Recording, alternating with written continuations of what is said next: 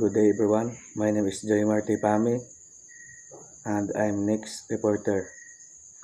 D. Food and Delicacies. First sa food and delicacies. Each province in Davao region has its own local dishes. Sa Compostela Valley na ang traditional foods like lutoon, nababay ug amik.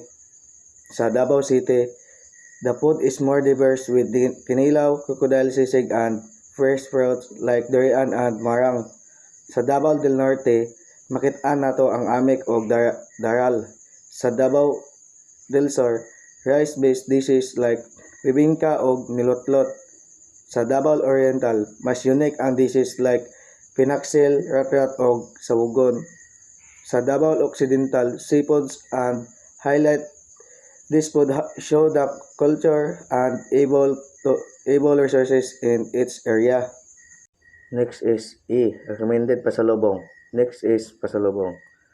Ang Davao region known for chalak products, durian candidates, civet, coffee. Kiwi dish, bananas, chocolate, pastel, and sans rival. Kibali, para nako, these items are common sa mga visitors kay easy to carry and represent the culture and industry of the region. Next is F. Festival and special event. Compostela Valley. Kainuman Festival, June 17. Thanksgiving celebration for the bountiful harvest. Diwang Festival, December 5, 26. In celebration of the Christmas season, the festival showcase different Christmas lights decoration. The Pugan Festival, May 28, a gathering to celebrate the abundance of coastal resources of the town of Mabini. Proud Festival, October 20, a Thanksgiving celebration for the bountiful harvest by showcasing its town's most known products. Bulawan Festival, March 1 to 8, literally men's festival of gold. It is to celebrate the unified government sustained good harvest and abundant resources. It is symbolized by the gold solidarity ring, the biggest ring in the country. Festival and special events. Now we will discuss the festival and special events in each province. I will explain unsay purpose sa festival o unsay highlights based on the slide. Compostela Valley. Compostela Valley has three main events. First, in the Kainuman Festival, this event highlights the harvest season. Ang festival nagpakita sa importante sa farming o local produce and community. Nag-celebrate sa effort sa farmers o sa supply sa crops. Second is the Diwata Festival. This is Christmas celebration. Is new bataan and ang focus ani kay Christmas light, decoration o activities nga related sa holiday season. Third is the Dapugan Festival in Mabini. This event centered on coastal life and festival nag-highlight sa fishing culture o sa resources sa Bay area. Davao City. Kadayon Festival, 3rd week of August, a celebration of life and serenity of living, and a Thanksgiving for bountiful harvest. Pista sa Kinayahan, April 23 to 26, feature tree planting activities and clean-up drives to promote the conservation of the empty apo. Araw ng Davao, March 16, commemoration of the founding anniversary of Davao City, the largest city in Mindanao, includes cultural presentation, trade fairs, grand gala fashion show, and colorful civic military parade. Davao City has major festival first in the Kadayawan Festival. This is a celebration of culture and harvest. Ang festival nagpasalamat sa nature o sa tribes nga nagpayo sa Davao. Ang dance of exhibit exhibits show the 12 tribes of the city. Pista sa Kinayahan. This event promotes activities that protect nature. Nag-focus siya sa clean-up drives, tree planting, o awareness programs. Araw ng Davao. This event celebrates the founding of the city. Activities include parades, sports, o public program. Davao del Norte. Panagtagbo Festival, March 1 to 7, a celebration of unity and peace. Banana Festival, first week of July, commemorates the founding anniversary of Tagum City by showcasing its biggest economic contributor banana products. Pangapog Festival, first week of August, a celebration of Thanksgiving at the Island Garden of Samal for a bountiful harvest. Andaw Festival, last week of September, Thanksgiving Festival for good harvest and good health of the local people. Davao del Sur, Bansaulog Rizal, September 12 to 18 to commemorate the Foundation Day of Bansalan. Davao del Sur showcased the agricultural products of the town. Durong Festival, June 14 to 18, features activities such as agro, tourism, fair, cultural presentation, bagubo, ritual presentation, and street dancing. Sinabadan Festival, September 5 to 6, celebrate unity among different tribes in the town of Santa Cruz by showcasing indigenous art, music, and dance. Davao Oriental, Baoldayawan Festival, third week of June, a Thanksgiving festival for the good and abundant harvest in the town of San Isidro. Bayanan Festival, third week of October, a Thanksgiving festival for the good and abundant harvest in the town of Banay-Banay, the rice granary of the province. Sambukukan Festival, last week of October, a showcase of the culture of different tribes through their cultural presentation. Also includes other activities such as agri-industrial, trade, fair, and exhibits. Mango Festival, June 18, showcase the abundance of mangoes in the town of San Isidro.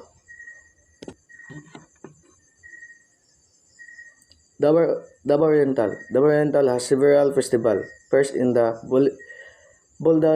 Buldawayan Festival in Bangabanga.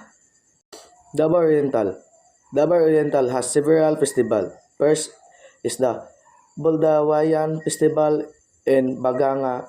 They celebrate unity and local culture.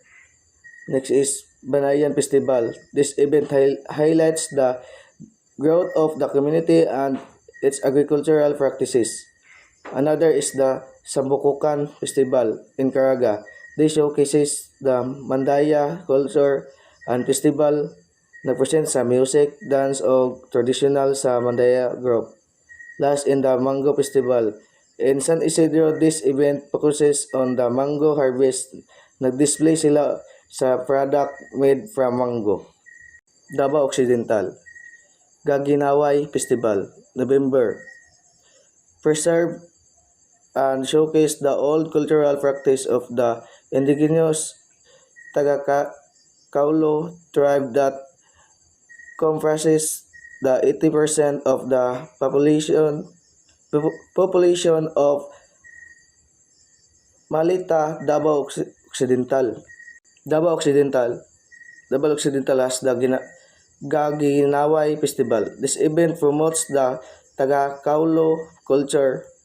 Ang festival show traditional dance, clothing o ritual. Nag-aim siya to protect o ipakita ang identity sa indigenous group. Next is G. Major cultural group.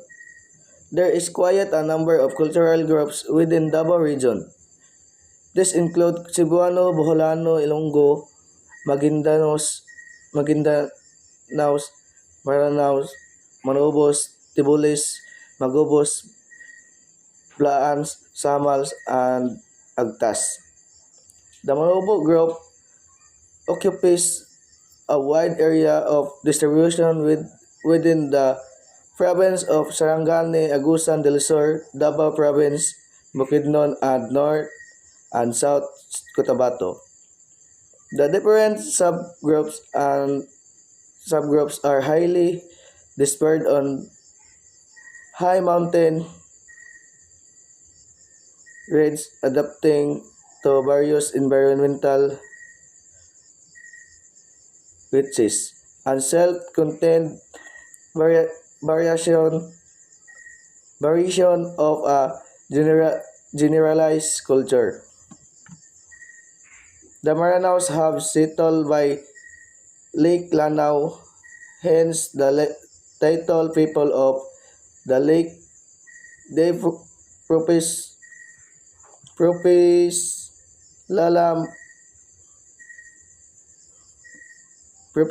and live 2,200 feet above sea level.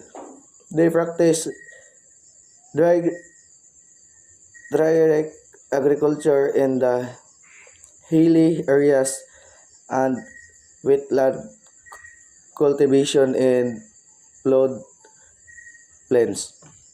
For the cultural groups, the Davao region is very diverse na ang Cebuano, Boholano, Ilonggo, Maranao, Manubo, Bagubo, Tibuli, Sama, Agtas, and many more. The Manobo groups lives in mountain areas. The Maranao settled near Lake Lanao and are known as people of the lake. These groups have different tradition and lifestyle. This shows that the region is rich in cultural diversity. Next is H. Major industries. The major industries in Davao region are agriculture, wood processing, and grain processing. Agriculture is the main industry. Forested areas are fully developed for large-scale operators, with the region being the biggest producer of lumber in the country. Large quantities of banana, pineapple, and cereals are also produced and exported. Major industry. Next is major industry. Agriculture is the main industry in the region. Davao is known for banana, pineapple, cereals, and wood processing. This industry support the economy and provide job to many communities. Agriculture plays a big role in the everyday life of the people. Next is I. Languages and dialects spoken. Languages and dialects spoken include Dabasinyo, Cebuano, Mandayan, Dibabawon, Mansakan, Manubo, Filipino, English, and others. Travelers Trivia. Davao City is the largest city in the world with land area of 244,000 source National Economic Development Authority. The languages spoken in the region includes Dabaonyo, Cebuano, Mandayan, Dibabawon, Mansakan, Manubo, Filipino, and English. This mix of languages show how diverse the provinces are and how different groups interact with each other. Travel trivia. Lastly, Davao City is the largest city in the world of term of land areas. This explains why it has many culture introduces and activities happening within one region. That's end, ma'am.